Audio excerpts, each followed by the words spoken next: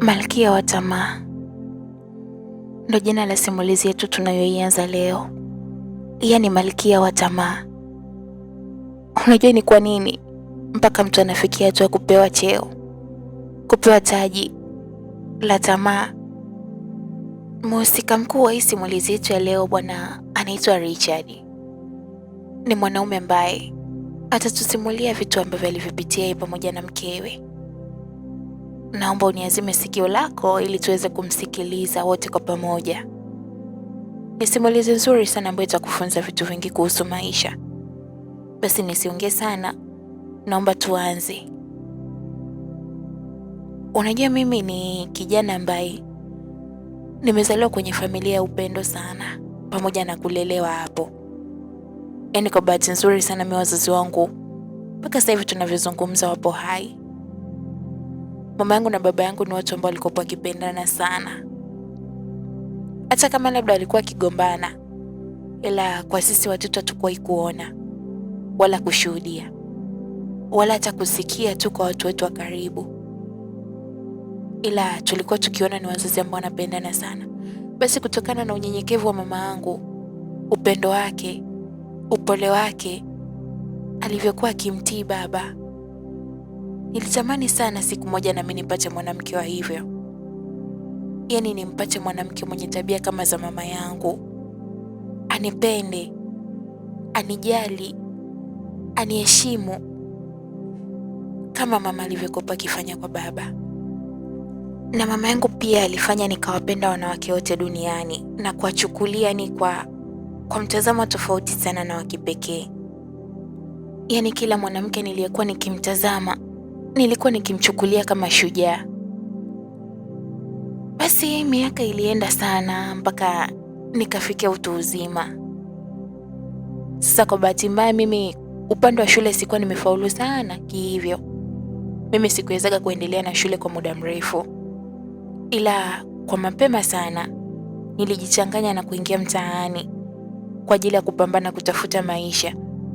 Na nashukuru Mungu nilikuwa mtafutaji mzuri sana.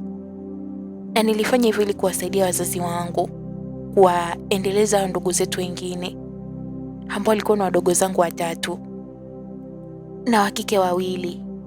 Hilo lilifanikiwa. Kwa sababu sijasoma, unajua, ukiwa hujasoma kazi zako nyingi ni za mateso. Siwezi kusema mateso, lakini lazima uvuje jasho. Kwa hiyo mimi nafanya kazi za ujenzi. Yaani mimi ni fundi ujenzi ambaye nimekuwa nikiitwa na wale mafundi wakubwa na kupewa kazi. Na nashukuru Mungu pia kwa kiasi kikubwa nimekuwa nikiingiza riski ambayo inanisaidia sana kwenye maisha yangu. Hata kama sio kwa ukubwa huo, lakini angalau naweza kuheshimika na familia yangu inanichukulia kama kaka. Tena ambaye nina majukumu mengi sana, kuwatazama wadogo zangu wote 3 kwenye elimu zao, kulipa kodi yangu binafsi, chakula, mavazi. Ni kitu cha kumshukuru Mungu sana. Kwa hiyo sasa kwenye upande wa mahusiano nilishawahi kujaribu mara kadhaa, lakini wanawake walikuwa hawaeleweki. Kwa hiyo mimi nikaga nimekata tamaa kabisa na nikawa naogopa sana kujaribu tena. Kuna mgawa mmoja ambao napenda kwenda sana kupata chakula, hasa mida ya usiku. Unajua nilipopanga mimi na mwanaume ukiishi bachelor, swala la kupika kidogo sio shida, ila shida ni hapo kwenye kuosha vyombo. Huwa inanikata sana. Kwa hiyo huwa naonaga bora tu nikanunue chakula. Mara nyingi sana nakuwa nanunua chakula. Sasa kuna mgawa mmoja ambao nimeuzoea sana nikiwa hapo mtaani. Yaani mara nyingi usiku napenda kwenda hapo. Huyo mama anaitwa Mama Mudi, mwenye huo mgawa. Na kutokana na mimi kwenda hapo mara kwa mara kupata chakula, alijikuta akinizoea, yaani tukawa tumezoeana. Sasa bwana, kuna siku nilienda kwa Mama Mudi kupata chakula. Lakini sasa baada ya kufika, kuna dada mgeni alikuja kunihudumia. Huyo sikuwahi kumuona kabla. Wafanyakazi wa Mama Mudi wote nawafahamu. Ana wafanyakazi kama 2 hivi, yaani ukiachana na yeye. Na ninawafahamu wote wa mabinti. Sasa leo nilikuja kuhudumiwa na binti tofauti kabisa. Ni binti ambaye alionekana mpole sana na mstaarabu. Na kusema ukweli, mara ya kwanza tu nimemuona, yaani leo, lakini nimejikuta natokea sana kumpenda. Sijui kwa nini. Hakuwa binti mwenye maneno mengi hata kidogo, na alionekana ni mpweke sana. Basi baada ya kumaliza kunihudumia, nilikaa na kuanza kula bila kumsemesha chochote.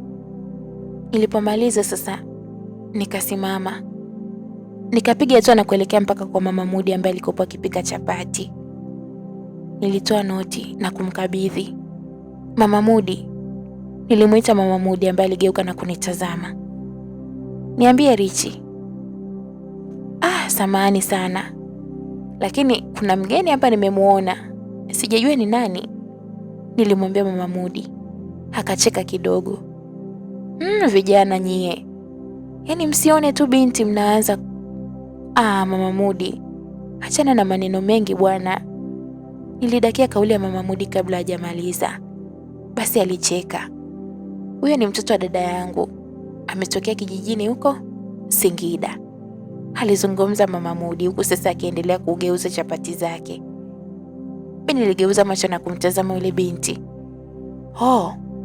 Kumbe ametokea Singida? Nilimuuliza. Ndiyo. Lakini kwa nini? Mbona unamuulizia sana? Aliniuliza Mama Mudi.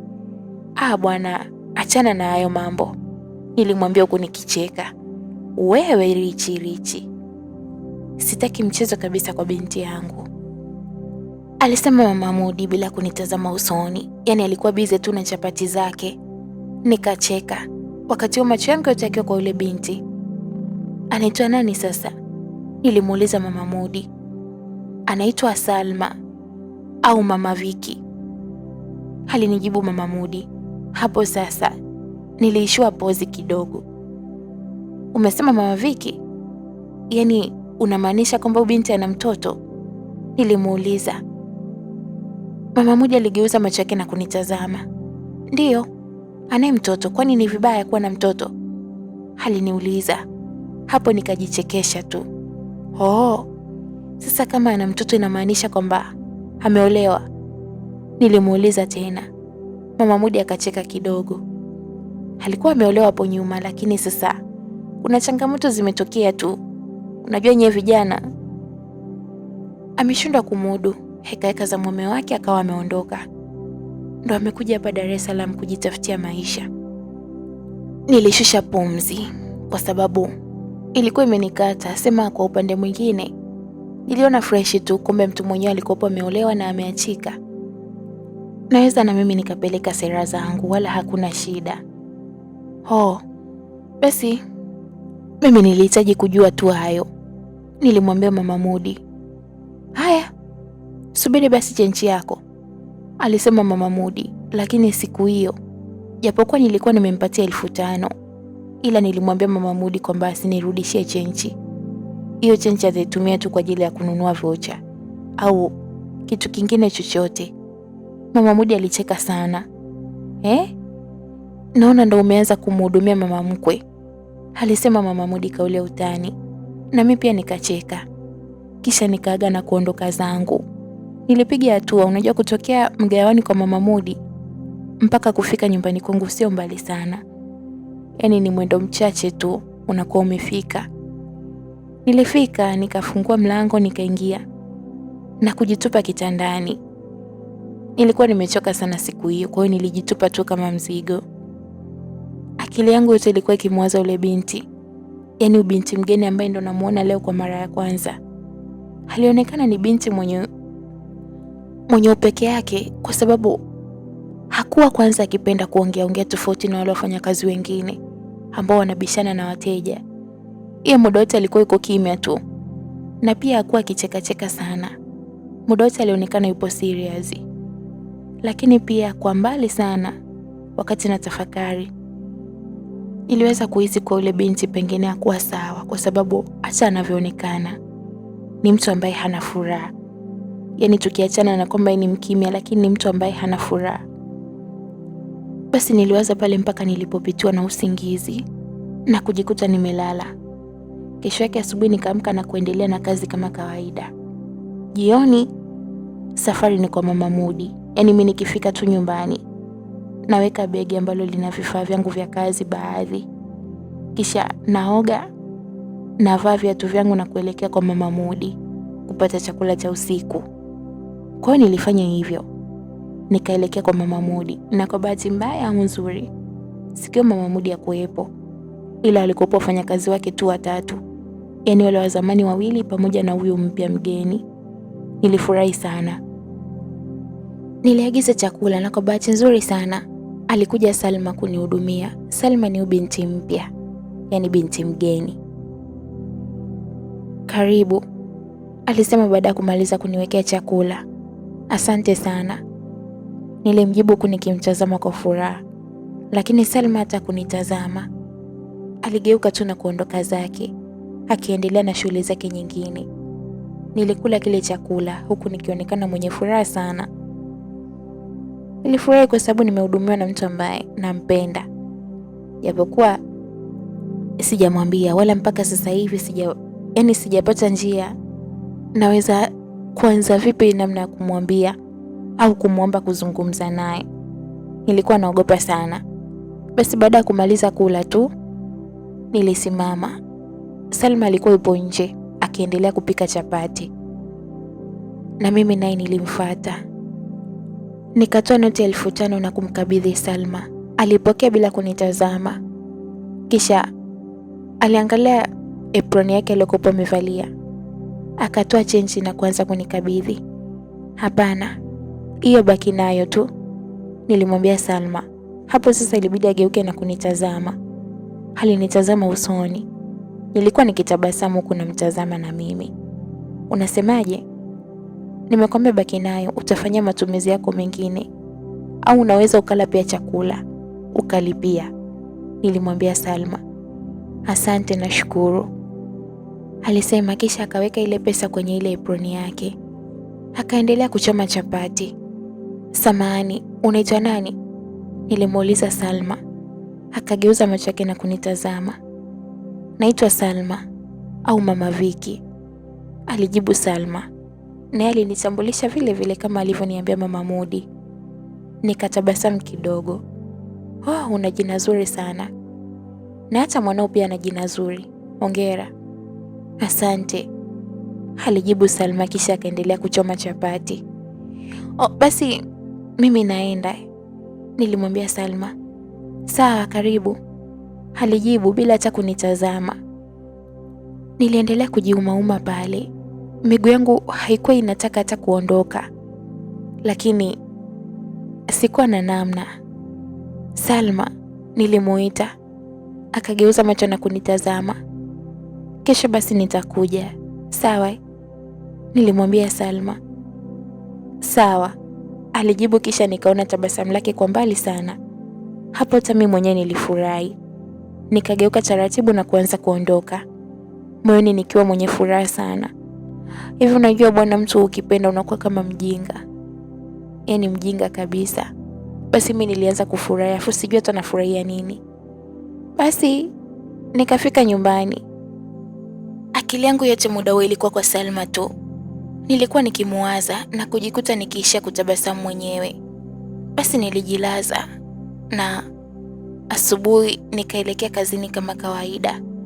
Sasa kitu nilichokiwaza, yani nilipata wazo moja tu la kuanza kutengeneza mahusiano ya karibu sana na huyu Salma, ili angalau niweze namna ambayo naweza nikamuingia, na maanisha kumtongoza.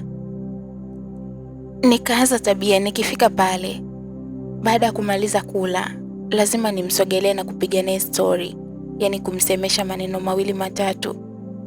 Japokuwa mara ya kwanza haikuwa rahisi kwa sababu kama nilivyosema mwanzo, Salma ni mwanamke ambaye alionekana yuko serious sana. Yani kiasi kwamba hata vijana wengi waliokuwa wakifika kula pale tofauti na mimi walikuwa wakiogopa sana kumsemesha. Lakini hilo alikunikatisha tamaa. Niliendelea kumsemesha tu.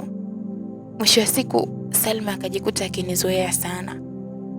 Alitokea kunizoea mimi kuliko vijana wote tuliokuwa pale. na tukaanza kutengeneza mazoea. Unajua, nilikuwa nikiacha vihela vya vocha mara kwa mara. Yaani nilikuwa natoa mara nyingi 5,000 tena nampatia yeye, na kisha chenchi namwambia tu tabaki nayo kwa ajili ya kununua vocha. Basi Salma akajikuta akinizoea sana, na hata mimi pia. Na kadri tulivyozidi kuwa karibu, ndo nikaweza kumsoma Salma. Sio mwanamke mpole kama nilivyokuwa namuona mwanzo. Ni mwanamke mchangamfu tu. Labda ni mpaka amzoee mtu kwa ukaribu sana, ndo unaweza ukaona rangi yake halisi. Basi nilikuwa nikipiga naye story mara nyingi.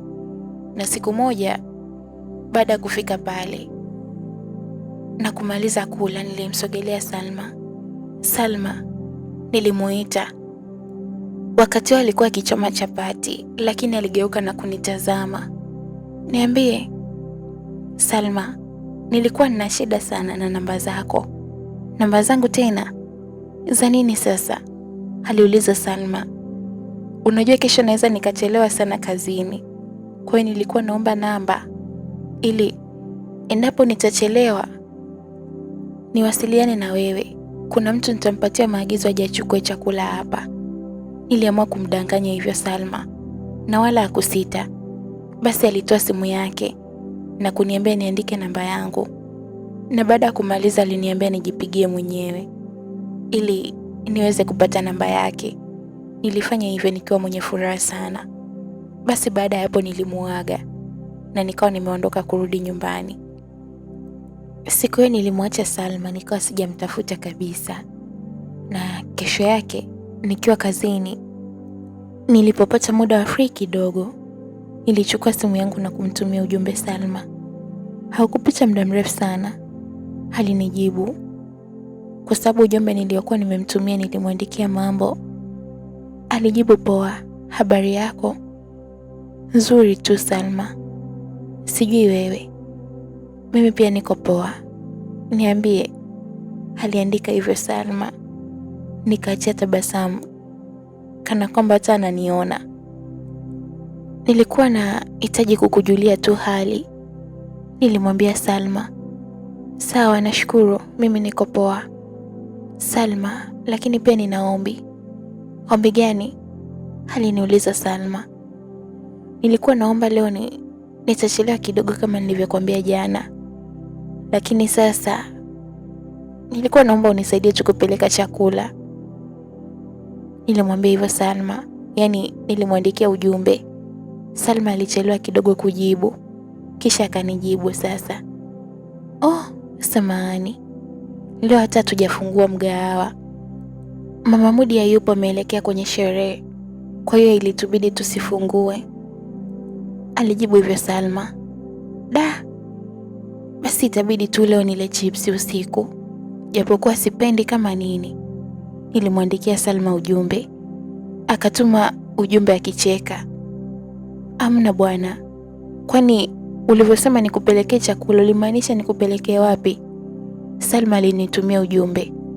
Nilikuwa namaanisha unipelekee nyumbani kwangu ili mimi nitakaporudi nikikute tu kipo nyumbani. Nilimwambia Salma. Basi sawa, kwa vile mimi leo niko free tu, naweza nikafanya hivyo. Ila hiyo sasa ni special order. Nitakupikia hapa nyumbani kwa Mama Mudi, kisha nitakupelekea nyumbani kwako. Kwani nyumbani kwako kuna mtu? Hapana, hakuna mtu. Sasa nitapelekaje hicho chakula? Nitakuelekeza sehemu ambayo nimeacha funguo, wala usiwe na shaka. Oh, sawa kama ni hivyo. Basi nitakapomaliza kuandaa nitakwambia. Poa, basi utanishtua. Poa. Tuliagana na Salma, huku sasa akiniahidi kuwa atanipelekea chakula nyumbani kwangu. Niliendelea na kazi kama kawaida. Sasa bwana, ilipofika mida kama ya saa 11 hivi, Salma alinitumia ujumbe. Richi. Ujumbe ulisomeka hivyo. Na kwa bahati nzuri sana simu yangu nilikuwa nimeweka mlio, kwa hiyo ilikuwa rahisi sana kugundua kama ujumbe umeingia. Niambie Salma, nilimtumia ujumbe. Tayari nimeshamaliza, nipe maelekezo. Oh, nashukuru sana. Unapajua pale kwa mzee Kasim, nilimtumia ujumbe Salma nikimuuliza. Haukupita muda mrefu sana alijibu, ndio napafahamu. Basi hapo ndo nyumbani kwangu. Na ukifika chumba cha kwanza kabisa mkono wa kulia, utaona chungu kidogo cha maua. Na kwenye hicho chungu kwa ndani, utaona funguo. Utafungua na kuingiza hicho chakula ndani. Nilimpatia maelekezo Salma. Sawa, alijibu tu hivyo. Basi mimi niliendelea na kazi mpaka muda ulipofika wa kuondoka. Na kweli siku hiyo kidogo nilichelewa kutoka. Japokuwa mara ya kwanza nilikuwa nimeongea uongo, ila nikajikuta kweli nachelewa. Basi saa 2 ndo nilitoka kazini. Nikianza safari, heka za usafiri, foleni. Saa 3 ndo nilikuwa nimefika nyumbani kwangu. Sasa mimi kwa akili yangu nilijua Salma baada ya kumaliza kupika aliondoka, na sikutaka hata kumuuliza. Nikasema nikikuta chakula basi hata kesho naweza nikampelekea hela pale ofisini. Mlango ulikuwa umefungwa kama ambavyo umekuwa ukifungwa siku zote. Yaani ulikuwa umefungwa kama nilivyokuwa nimeuacha asubuhi. Kwa hiyo niliinama taratibu mpaka kwenye chungu cha maua. Nikatazama funguo, lakini ajabu sikuwa nimeona ufunguo. Ikabidi nisimame.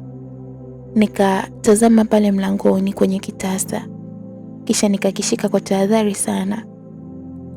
Nilianza kufungua ule mlango, na hapo ndipo nikagundua kwamba ulikuwa uko wazi, yani ulikuwa umeegeshwa tu na sio kufungwa kabisa.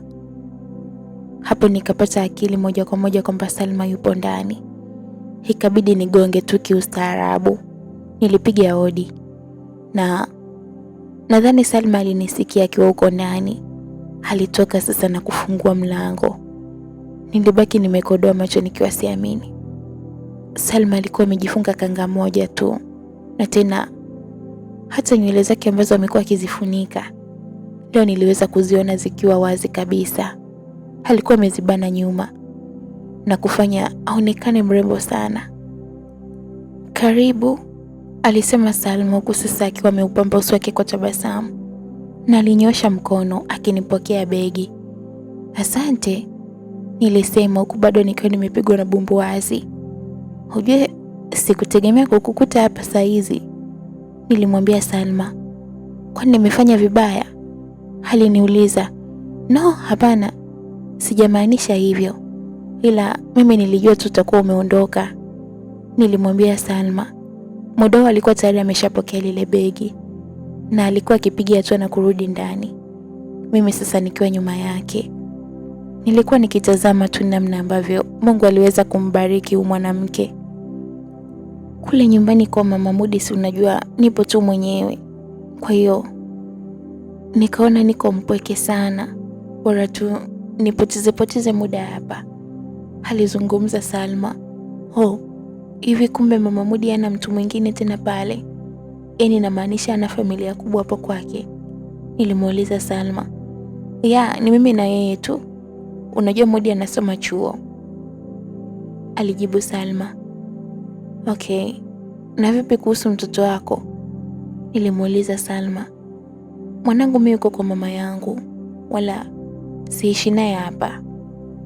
Nilimwacha kwa mama ili nitakapotafuta maisha nikayapata, yani nikishajipanga niweze kumchukua, kwa sababu ningemchukua kwa sasa hivi angekuja tu kuteseka, alijibu Salma. Nikaachia tabasamu. Ya, umeamua kwa busara sana. Muda nilikuwa tayari nimeketi na Salma alikuwa ameketi pembeni yangu. Kumbe unalo jiko, sasa kwa nini ukuniambia nije kupikia hapa? Aliniuliza Salma baada ya ukimya wa sekunde kadhaa. Nikatabasamu tu.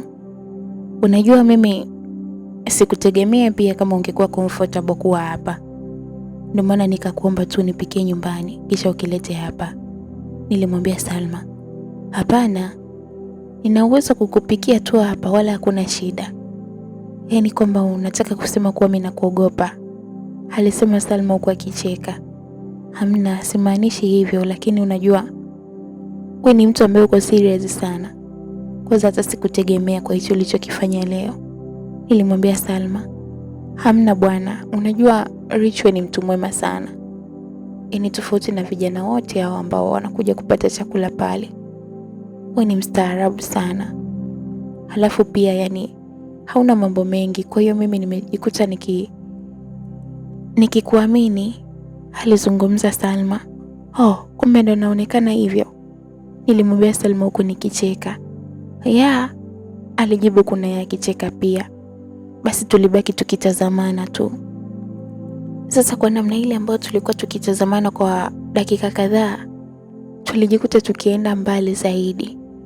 Na kwa bahati mbaya sana, kilitokea kitu ambacho hakuna hata mmoja kati yetu alikitegemea. Labda sijui kwa mwenzangu, lakini mimi sikuwa nimetegemea hata kidogo. Mimi na Salma tulijikuta tukilala pamoja kwa usiku huo. Ulikuwa ni usiku wa furaha sana kwangu, na tokea siku hiyo ukawa ni mwanzo wa mahusiano yangu mimi na Salma. Tulikuwa tukipendana sana. Mara ya kwanza tulijaribu kuficha mahusiano yetu, lakini kama unavyojua, mahusiano ni kitu ambacho hakifichiki. Ilifikia mahali kila mtu akatambua tu, na hata Mama Mudi mwenyewe. Basi hatukuona haja kuendelea kufanya siri, bali tuliamua tu kuwa wazi. Nilianza kumhudumia Salma kama mwanamke wangu, tena sio mwanamke wangu tu, mwanamke ambaye ninampenda sana na ambaye nina malengo naye. Unajua kuna ule mwanamke ambaye unakuwa naye tu kwa ajili ya kuenjoy, na kuna yule ambaye unakuwa naye kama mke wako, au unakuwa naye kama mke wako mtarajiwa. Basi Salma alikuwa ni kama mke wangu mtarajiwa. Nilimwamini sana na tulienda mbali zaidi. Nikamchukua Salma na kumpeleka mpaka nyumbani kwetu na kumtambulisha. Hata wazazi wangu walifurahi sana na kutupatia baraka zote, kwa sababu Salma alionekana ni binti mstaarabu mno. Na hata mama alifurahi sana na kunipongeza. Alikuwa ni binti mnyenyekevu, na hata kwa upande wangu mimi pia alikuwa ananinyenyekea sana na kuniheshimu. Nikaamini nimepata mwanamke, ule ambaye nilikuwa nikimuomba siku zote. Sasa siku zilienda sana na miezi ikazidi kukatika, na mahusiano yetu kwa vile yalikuwa serious sana, nikamwomba Salma kwamba tuanze kuishi pamoja, na Salma wala hakupinga hilo. Kwa ruhusa ya mama yake Mama Mudi alikubali kabisa na kuturidhia ili tuishi pamoja, alafu baadaye twende tupeleke mahali rasmi na taratibu za ndoa zifuate. Sasa mimi mwanzo nilikuwa nikiishi maisha ya kibachela, kwa hiyo chumba changu kilikuwa kidogo na kilikuwa kinanitosha. Lakini sasa hivi ninaye mke au mwanamke ambaye naishi naye. Kwa hiyo Salma akanishauri kwamba tuame pale nyumbani. Nikakubali. Nilitafuta nyumba nyingine ambayo ni mbali kabisa na ule mtaa nilikopo nikiishi mwanzo. Nikawa nimechukua pale chumba na sebule.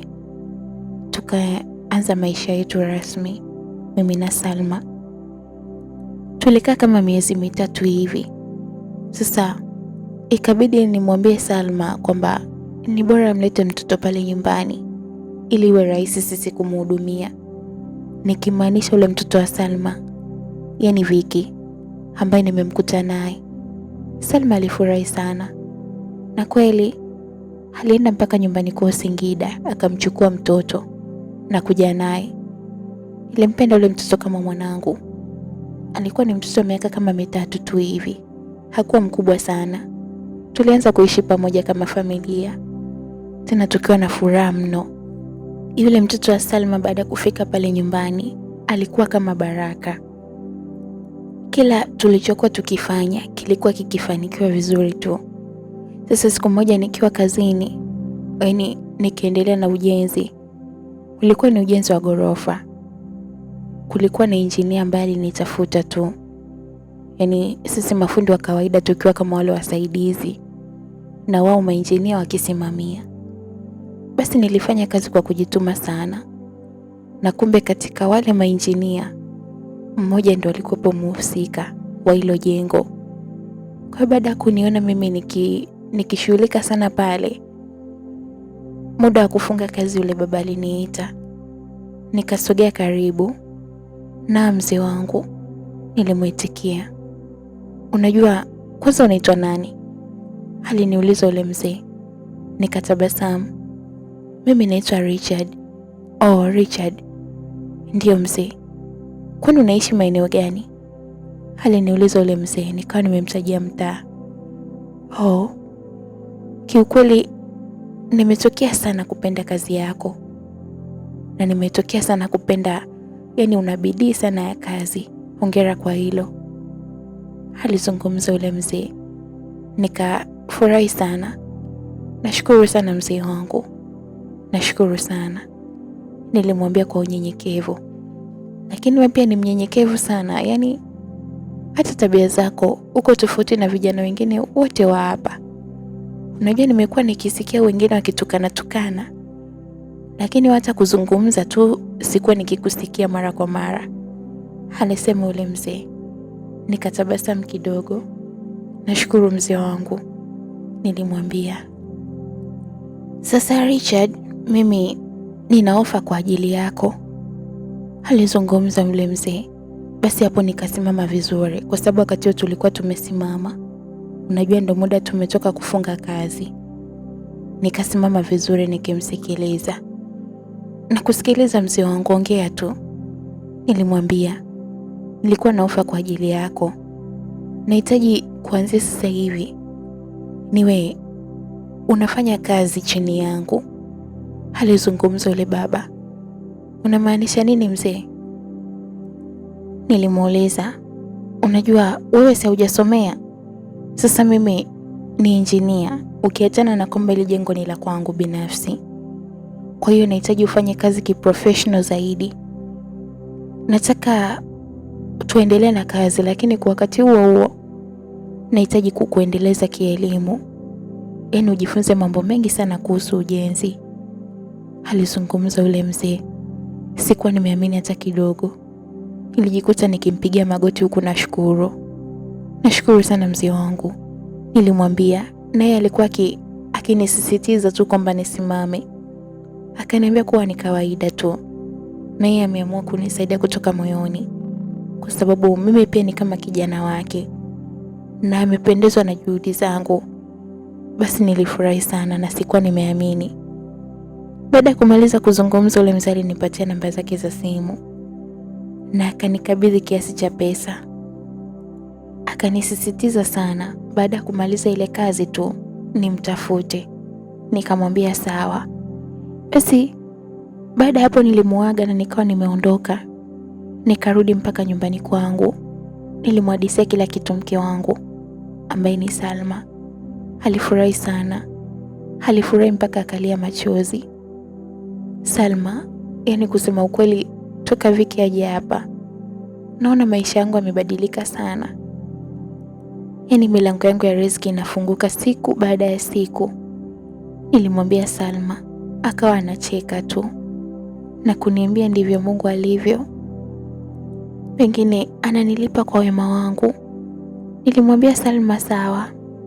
Basi tukaendelea na shughuli zingine mpaka kesho yake asubuhi nilipoelekea kazini. Niliendelea kufanya kazi kwenye lile jengo kama mwezi hivi, na ule mzee sikuwa nikimuona tena. Lakini baada ile kazi tu kuisha, nilimtafuta yule mzee na alifurahi sana. Baada ya kujitambulisha, akaniambia kwamba kesho anahitaji tukutane. Akawa amenitajia sehemu ya kwenda, na kweli kesho yake asubuhi na mapema, ule muda ambao tulikubaliana, nilifunga safari nikaelekea mpaka kituo cha daladala. Nilienda mpaka yule mzee alipokuwa amenielekeza. Nikafika, na kwa bahati nzuri sana nilimkuta tayari ameshafika. Yule mzee alifurahi sana. Richard, nimefurahi pia uko makini sana na swala la muda, aliniambia yule mzee huku akishushia kinywaji. Nashukuru sana mzee. Yaani wewe mambo yako ni kama mzungu Richard, unajua, alizungumza yule mzee. Basi nikacheka tu. Unajua sisi Waswahili tumeshazoea, hasa nyie vijana wadogo hivyo. Mtu unamwambia saa 4 anakuja saa 6, saa 6 anakuja saa 8. ndo ratiba zetu kibongo hizo, alisema yule mzee. Nikacheka tu na kumwambia hapana, mimi sipo hivyo. Sasa Richard, huu ni mkataba, yaani mkataba wa mimi kufanya kazi na wewe. Utasoma vizuri, upitie, kisha usaini. Lakini pia ukiachana na huo mkataba, kuna karatasi ya kujaza ili uendelee kujifunza mambo ya ukandarasi, alizungumza ule mzee. Nikawa nimeshangaa sana. Mzee, sijui niseme nini au sijui nikushukuru vipi, ila nashukuru sana, nilimwambia ule mzee huko nikipiga magoti. Richard, nilishakukataza mambo ya kupiga magoti. Mimi nimekwambia na kusaidia kama mwanangu, na isitoshe nimependa sana juhudi zako, alisema yule mzee. Kiukweli nilifurahi sana. Basi baada ya hapo nilimuaga, nikarudi nyumbani na nikamwonyesha mke wangu. Alifurahi sana hata yeye, na akazidi kuniambia kwamba ataendelea kuniombea kwa Mungu ili siku moja nifike mbali zaidi. Niliupitia ule mkataba na baada ya kumaliza kuupitia nikawa nimesaini. Kesho yake asubuhi nikaupeleka kwa ule mzee, akaupokea na kuupitia pia. Alifurahi kuona kwamba nimesaini. Basi kwa kutumia usafiri wake tuliingia kwenye usafiri, kisha akanipeleka mpaka hiyo shule ambayo nitakuwa naenda kwa ajili ya kuendelea kupata ujuzi zaidi. Akaniandikisha pale kila kitu na nikaanza kutambulika kama mwanafunzi rasmi. Kwa hiyo kuanzia pale mimi na ule mzee tukatokea kwa watu wa karibu sana. Yaani mimi na ule mzee Mazengo tulitokea kwa watu wa karibu sana, na alitokea kuniamini sana. Kwa hiyo mambo yake mengi sana alikuwa akinishirikisha mimi. Sasa siku moja baada ya kumaliza kazi, aliniambia kwamba nisihangaike kupanda daladala, acha tu anipeleke mpaka nyumbani kwangu, kwa sababu alidai hata yeye ana nyumba maeneo ya kule kwangu, ameweka wapangaji, hivyo anataka akatazame hali ya nyumba yake. Sikuwa na kipingamizi hata kidogo. Niliingia kwenye usafiri na tukaanza safari. Basi alinipeleka mpaka nyumbani kwangu. Mzee, hapa ndo ninapoishi mimi pamoja na familia yangu, nilimwambia mzee Mazengo wakati huo tukiwa bado kwenye gari, ila tulikuwa nje kabisa ya geti na tulikuwa tumepaki gari. Mzee Mazengo alitazama sana ile nyumba. Hongera, umejitahidi, alisema mzee Mazengo. Nashukuru sana mzee, unajua ndio tupo tunajitafuta. Mazengo alicheka sana. Hata sisi tulikuwa kama nyie. Usidhani ukiona tajiri ukajua alianzia tu hapo. Wengine tumeaso sana, tena zaidi yenu, alisema mzee Mazengo. Basi nikacheka tu. Wakati tunaendelea kuzungumza pale kwenye gari, mke wangu Salma alitoka. Alikuwa akielekea dukani, lakini alishtuka sana kuona gari imepaki pale na akawa anatazama kwa makini. Hapo sasa ikabidi nishuke haraka. Mke wangu, nilimuita Salma, akageuka. Kumbe ni wewe baba Viki? Aliuliza Salma huku akitazama lile gari. Yaani mimi nilikuwa najiuliza gari la nani hili, alisema Salma. Hamna, niko na bosi wangu, alikuwa amenisindikiza nyumbani, nilimwambia Salma. Oh, sawa, yupo kwenye gari? Ya, na sio mbaya kama ukaja kumsalimia, nilimwambia Salma. Salma alikaa kimya kidogo, lakini wakati tunaendelea kusimama pale, mzee Mazengo naye alitoka ndani ya gari, akapiga hatua na kutusogelea. Haujambo binti? Sijambo, shikamoo. Marhaba, alisema mzee Mazengo kwa akiwa ametabasamu. Macho yake yote yalikuwa kwa mke wangu. Salma naye alikuwa akimtazama kwa mshangao tu. Mke wangu, huyu ndo bosi wangu, anaitwa mzee Mazengo, nilimwambia Salma. Oh, nashukuru kukufahamu, alisema Salma huku kaupamba uso wake kwa tabasamu. Nikageuka na kumtazama mzee Mazengo. Mzee Mazengo, huyu ndo mke wangu, anaitwa Salma. Oh, nashukuru pia kumfahamu, alisema Mazengo kwa kinyosha mkono na kumpatia mke wangu. Mke wangu naye alitoa mkono wake, wakasalimiana. Basi mimi nashukuru sana kwa kukufahamu, ila nilikuwa naomba niwaache, alisema Mzee Mazengo. Sawa, tutawasiliana kwa ajili ya kazi kesho, alisema tena Mzee Mazengo. Nilimwambia tu sawa, kisha alipiga hatua na kurudi kwenye gari yake. Aliondoa gari na kuondoka pale. Mimi na mke wangu tulibaki tu pale tumesimama. Niambia, unaelekea wapi? Nimekwambia naelekea dukani. Basi nenda, sasa utachelewa kurudi. Oh, sasa dukani nichelewe kurudi jamani mume wangu? Dakika 2 tu nakuwa nimerudi, alisema Salma. Sawa, mimi nipo ndani, nilimwambia Salma. Basi mimi nilifungua geti na kuingia mpaka ndani. Maisha yaliendelea. Siku zikawa zinapita. Niliendelea kufanya kazi na Mzee Mazengo. Alikuwa akinilipa vizuri tu, kiasi kwamba maisha yetu yalianza kubadilika, lakini sio kwa kiasi kikubwa sana. Sasa bwana, kadri tunavyozidi kuishi, ndivyo Salma naye alivyoanza kuonyesha tabia za tofauti kidogo. Salma kuna namna alianza kubadilika. Kwanza kuhusu swala la mavazi.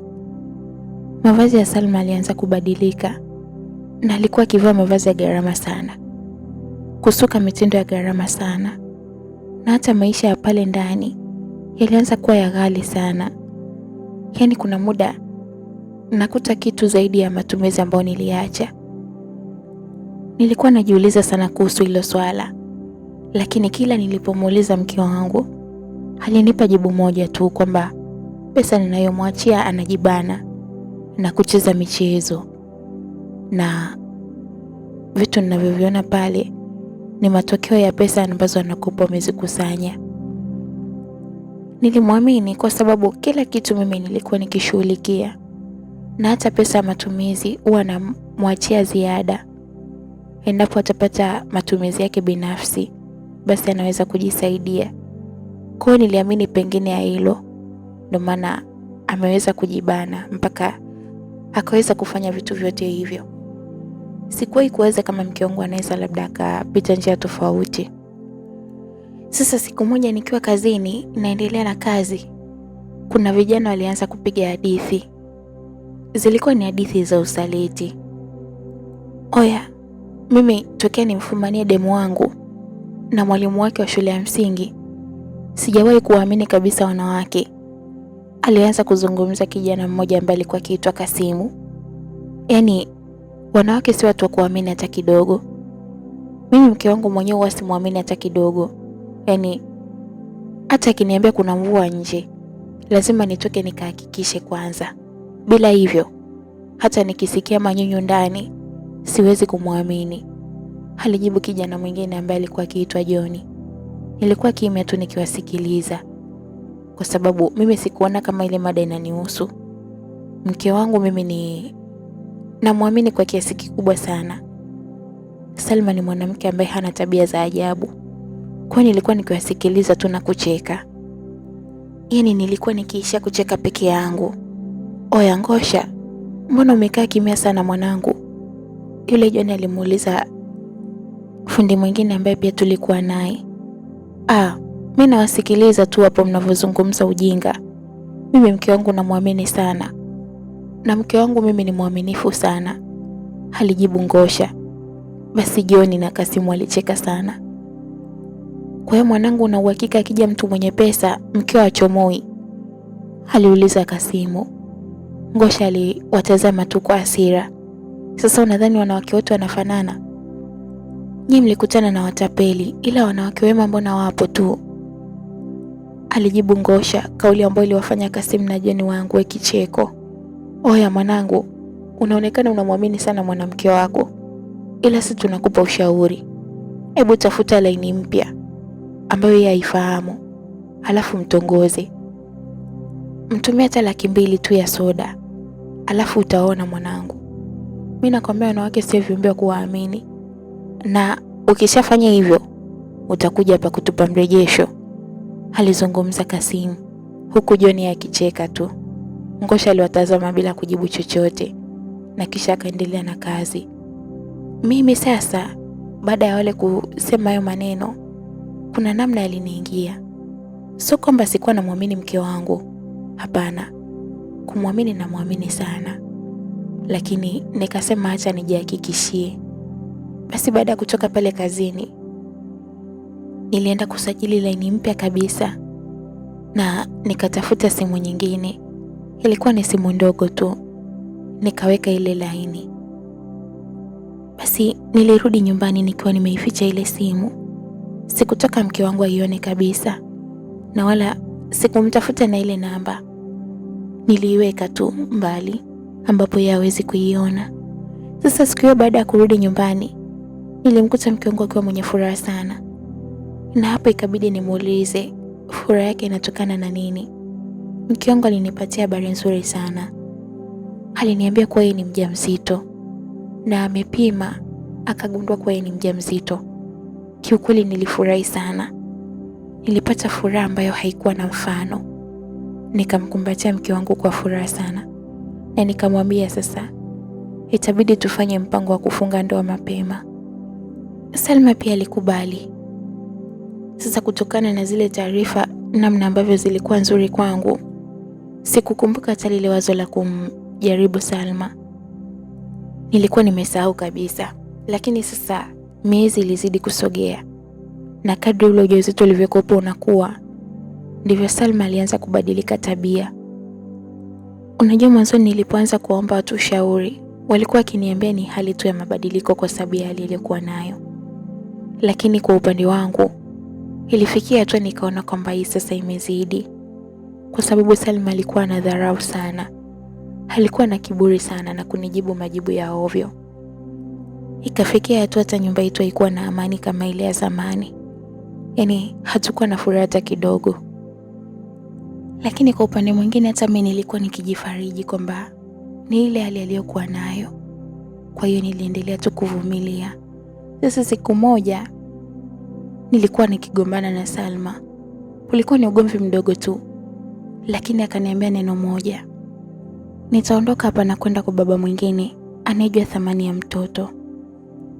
Mwanzoni nilichukulia ile kauli kama hasira, lakini kadri nilipokaa na kuifikiria zaidi, nilianza kuhisi kengele ya hatari kwenye kichwa changu.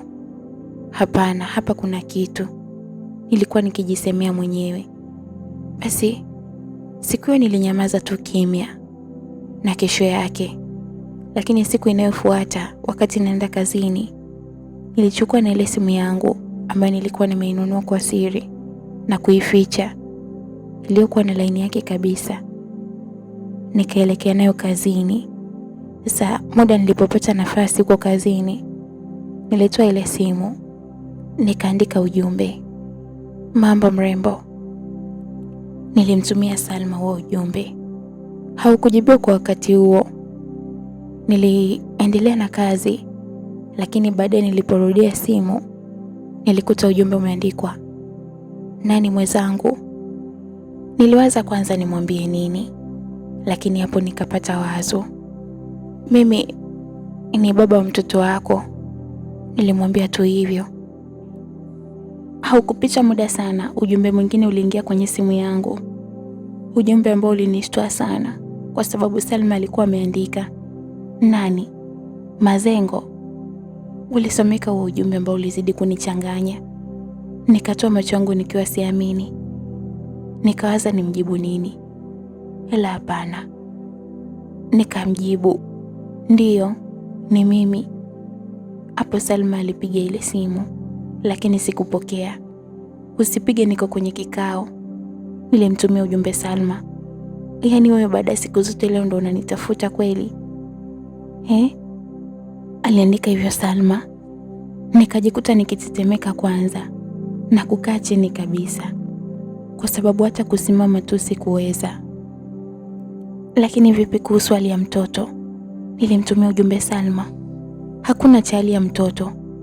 Unanijua mimi niko tayari kufanya chochote kwa ajili ya kupata pesa na maisha mazuri. Nilishakwambia sifa yangu. na hata kubeba mimba yako ni kwa sababu uliniahidi maisha mazuri sana, na ukaniambia kuwa utanipatia nyumba, lakini mpaka sasa umekaa kimya tu. Alituma huo ujumbe mke wangu. Nilitulia tu kwa sababu nilikosa hata cha kumjibu.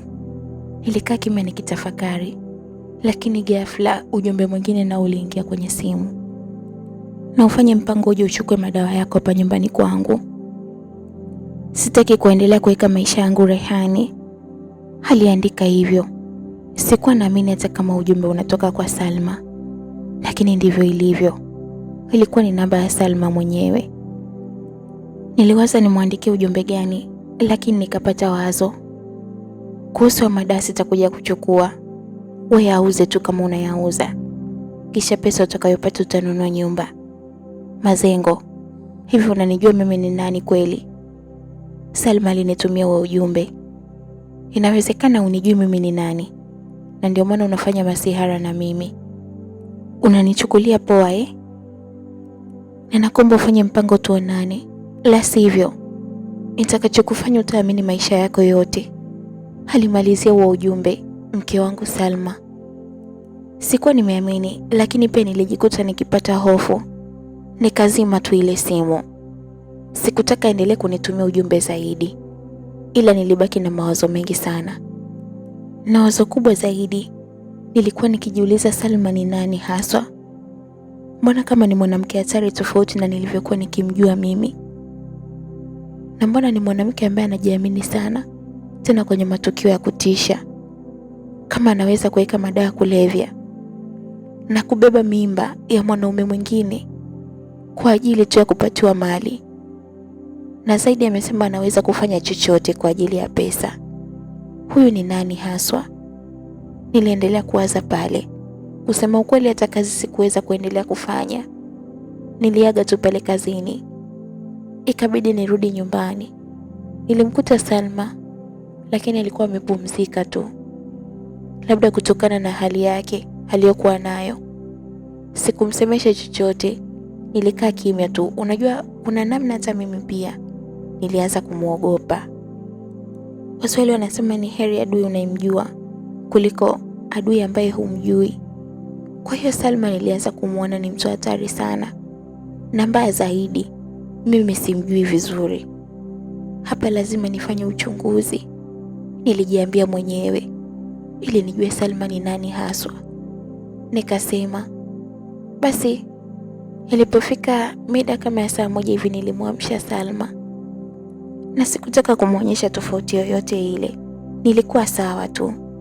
Nikamsalimia kwa furaha zote, na baada ya hapo nilimuaga sasa kwamba kesho yake nitakuwa na safari kidogo. Nasafiri. Unasafiri kikazi au nini? Aliniuliza Salma. Hapana, sio kikazi. Nasafiri tu, naenda nyumbani kwetu mara moja. Kuna shida imetokea, lakini nahisi nitakaa kama wiki hivi, nilimwambia Salma. Wala hakuwa na kipingamizi. Alikubali haraka sana. Na mimi nikamwomba kwanza niandalie nguo kwa ajili ya safari. Basi asubuhi nilipoamka tu mapema sana, baada ya kujiandaa nilielekea kituo cha mabasi. Nilichukua gari ambayo ilinipeleka mpaka Singida. Lengo langu lilikuwa ni kwenda kwao ili nimjue zaidi ni mtu wa aina gani. Na baada ya safari ya masaa kadhaa hatimaye nilifika. Lakini sasa nilijua nikienda nyumbani kwao kabisa hawawezi kunipatia ushirikiano wowote ule. Na pia kama nikienda kwao, basi wanaweza kumwambia kwa mimi nimefika kule. Hivyo baada ya kufika Singida, nilichukua chumba, lakini namaanisha gesti, ila ilikuwa ni maeneo ya karibu na nyumbani kwao. Nikaanza kuishi hapo, nikisoma mazingira na kutengeneza mahusiano ya karibu sana na majirani wa hilo eneo. Na kweli hilo lilifanikiwa kwa sababu niliweza kutengeneza urafiki na wazee wa kahawa, yaani waliokuwa wanakaa kijiwe cha kahawa. Nilikuwa nikienda pale kila siku jioni, kwa hiyo wakatokea kuniamini sana na tukatokea kuwa marafiki, kwa sababu tulikuwa tukifika pale tunacheza bao huku tukipiga hadithi za hapa na pale. Basi siku moja wakati nacheza nao, ndipo nilipoanza kuingiza habari za Salma. Sasa hivi na vipi kuhusu yule msichana wa mama Salma? Yupi huyo? Unamaanisha Salma au dada yake? Namaanisha Salma, nilimjibu yule mzee, yaani mmoja wapo wa wazee ambao walikopo pale kwenye kijiwe cha kahawa. Oh, yule ni hatari. Yule binti ni mtu hatari sana. Yaani kwanza picha linaanza akiwa na miaka 17 tu. Aliwahi kwenda jela, alijibu mzee mmoja. Na hapo sasa wenzake wote walikopo wakichangia mada. Nilishtuka sana. Alienda jela? Kwa sababu gani? Aliwahi kuua. Ina maana wewe hujawahi kusikia historia yake? Alimuua mama yake mdogo. Namaanisha mama yake wa kambo. Alikuwa akimtesa sana, kwa hiyo binti akaona isiwe shida, alimchinjilia mbali huko. Na lilikuwa tukio la kushangaza sana, kwa sababu alikuwa bado binti mdogo. Navyokuambia alikuwa na miaka 17 tu. Ikabidi aende jela, alijibu huyo mzee.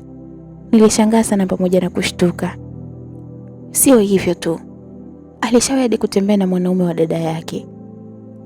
Ilileta mpasuo mkubwa sana kwenye familia yao, kwa sababu hata huyo mwanaume yenyewe aliyezaa naye inasemekana alikuwa ni mume kabisa wa dada yake. Hivi kumbe ndio ilikuwa hivyo? Mzee mwingine tena alimuuliza yule mzee ambaye alikuwa akitupatia taarifa. Ndio ilikuwapo hivyo. Na kufika tena kwa huyo mume wa dada yake walivyoanza kuishi.